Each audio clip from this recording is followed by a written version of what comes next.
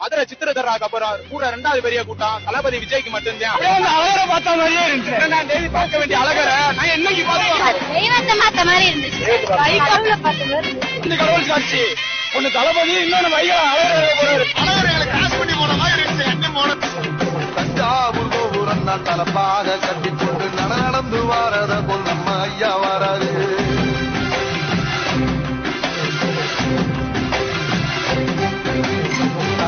கொடுத்தது என்ன சீரக்காதி இருந்தது என்ன ஐயா உசுறு வர அள்ளி அள்ளி தருவாரு.